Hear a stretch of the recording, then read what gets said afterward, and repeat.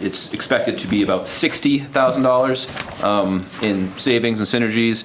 I think most of that is being realized from doing the valuations in-house versus outsourcing each year. So we're able to actually capture some of that money. There is actually no new headcount. I think this is really important for us to understand. The department right now has 4 people in it, and the department after this will have 4 people in it. If you're looking at the department salary line items from this current fiscal year to next year, it's about a $17,000 increase. It's a nominal increase in salary, no new headcount, but we were supportive of it as a finance committee because we thought, for that much of an incremental increase, and there were some benefits that we think the town is going to realize. It's going to give more time, focus, and attention of that department to valuations, which we think is going to ultimately lead to a more complete understanding of our evaluations in town. Could actually lead to a faster realization of tax income. There's an increase in confidence, I think, that the residents and the public are going to have now in these valuations, that they're accurate, that they're up to date,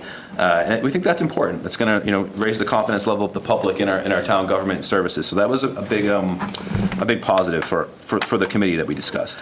Some of the concerns that we shared were, could we outsource the whole thing? Like, why do we have to have a department in-house? And Mr. Borg walked us through kind of the quality of the services and the responsibilities, and made the case that it would be better held in-house.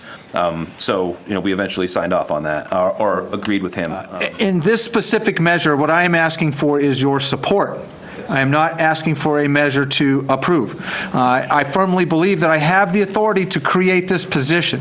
However, it's a nominal increase in the salary item, and so I come before you tonight looking to support this initiative and not wanting to get shot down later in budget. So it made sense to bring this before the members of the committee and the council to discuss this now to kind of outline where this is going. We do keep the head count in this department the same. It's currently 4, but we change and realign the structure from a assistant assessor that had previously reported to the Board of Assessors now to a chief assessor that is able to provide the face of our valuations, our taxes, that property value here in town. I do think that this will be more responsive as well to our residents and the public and all that they're charged with doing. I'm highly in support of this, and one of the reasons is, when I think about all of the things I've taken phone calls on over the last 4 years, the accuracy of our assessments is maybe number 1. And then when I do kind of my own research in response to those phone calls I get, I always sort of walk away just not understanding, feeling like either something's wrong or I'm missing something. And I think having somebody who truly owns this as a function, I think, my opinion is, will be a big step forward. So, move to approve measure 2021-37 to support the creation of a chief assessor's position. Second.